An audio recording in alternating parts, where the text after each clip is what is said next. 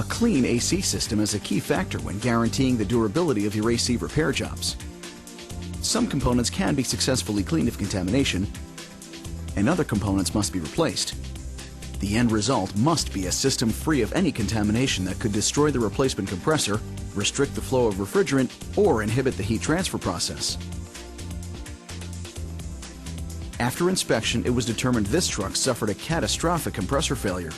The first step in cleaning the system is to remove and discard the old accumulator and orifice tube from the vehicle. There are several methods for properly cleaning a system, whether using a solvent or liquid R134A refrigerant. This video focuses on two methods of flushing with solvent. Remember, when using a cleaning solvent, you should choose one that has been designed for automotive AC systems. Some things to consider when choosing a solvent are ease of use and removal, potential flammability, compatibility with system components, and the boiling point of the solvent. We recommend Dura 2 solvent as it meets all of our requirements. You should never use mineral spirits, denatured alcohol, carburetor cleaner, brake cleaner, liquid nitrogen, gasoline, or non-filtered shop air, or any other solvent not approved by the manufacturer. When using solvents to clean components, you must make sure that none of the dirty oil or cleaning solvent is left in the system. Proper cleaning procedures must be followed to ensure removal of all debris. The most popular AC cleaning tool is the flushing bottle and spray nozzle. If this tool is used incorrectly, dirty oil and solvent can be trapped in the evaporator. The standard flushing bottle is designed to be pressurized with shop air after the bottle is filled with the solvent. The technician would then disperse the solvent into the component via the spray nozzle. As the tank is emptied and the pressure drops, the solvent quits flowing. If the component is not purged with dry shop air for a minimum of 30 minutes, some of the solvent that has mixed with the dirty oil will remain in the component. Even though the system will be evacuated under a vacuum, the solvent and oil mixture will not vaporize. By adding a regulator and an air hose nipple to the flush bottle, we can attach a shop air hose and regulate the air pressure to the bottle.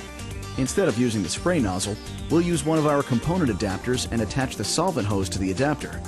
We can now force the solvent through the evaporator at a consistent 40 psi. After all of the solvent has been expelled from the flush bottle, you can adjust the regulator to 80 psi without ever allowing airflow through the evaporator to cease. This is the most effective way of preventing the solvent or dirty oil from pooling in the evaporator. In this scene, a clip-light power flush machine is used to clean this evaporator. With the accumulator and orifice tube removed, install the adapters to the inlet and outlet of the evaporator. The shop air supply is then attached to the power flush tool. Next, connect the inlet and outlet solvent lines to the fitting at the evaporator. Set the machine control valve to flush and open the flow valve slowly. The solvent will begin entering the evaporator opposite its normal flow. This will force all of the debris out of the bottom through the return hose and back into the power flush machine. All of the dirty solvent will flow through a filter and then back into the solvent reservoir tank, ready for another cycle through the evaporator. It is recommended that you flush each component for 15 minutes. The AC lines and hoses are the easiest components to clean in the system, but may contain a lot of debris. You can flush the hose assemblies with a solvent or liquid refrigerant for a few minutes until debris is no longer visible. Again, it is important to purge with air for a few minutes to clean any oil residue that may be remaining in the hose after the use of solvents. If the hose assembly has an integrated muffler, you could only use liquid refrigerants to clean the lines with the aid of adapters and block connectors. The majority of late model R134A condensers cannot be cleaned due to their small tube design. These small passageways get restricted with debris and solvent, or liquid refrigerant would bypass the debris and flow through another passageway.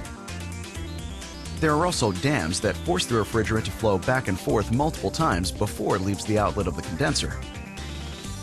If the system showed no sign of metal debris leaving the compressor, turn the condenser upside down and back flush with a closed-loop liquid refrigerant flushing process. However, liquid refrigerant is a safer product to use for this job. You should never try to clean the compressor, accumulator, receiver dryer, orifice tube, or pressure valves with solvent or liquid refrigerant. These components should always be replaced on a failed system. Controlling the flow of solvent at 40 psi allows the solvent enough time to mix with the contaminated oil and clean the passageways. After the solvent has cleaned the evaporator, a comprehensive purge must take place. A few ounces of mixed oil and solvent will remain inside the evaporator.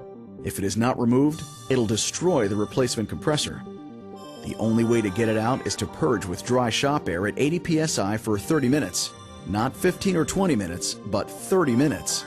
You may think that the solvent would simply vaporize due to its low boiling point, but remember, it is mixed with a dirty PAG oil and will not vaporize. After the 30-minute air purge, disconnect the lines and the adapters. Remember, you can be working on other tasks while the purge is taking place. It's time to install the new orifice tube. The customer asked for an adjustable orifice tube instead of the original replacement part. The automatic adjustable orifice tube will provide colder duct air during high heat load conditions.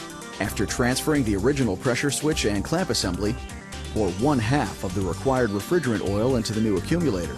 The other half was added to the replacement compressor. Remember to always use new O-rings and gaskets to ensure a leak-free repair job. With the system back together, evacuate it for 60 minutes, making sure that there is no air or moisture remaining in the system. Once the system passes the no leak test by maintaining a vacuum for 5 minutes, add the correct charge of refrigerant. Before returning the vehicle to the owner, perform the after repairs temperature stress test to make sure every component is performing to specifications. We performed a comprehensive leak test and a function test on all the controls. The blower motor is delivering a good volume of air and the condenser fans are functioning correctly. After performing these comprehensive tests, the vehicle can be returned to its owner, providing them trouble-free AC system service.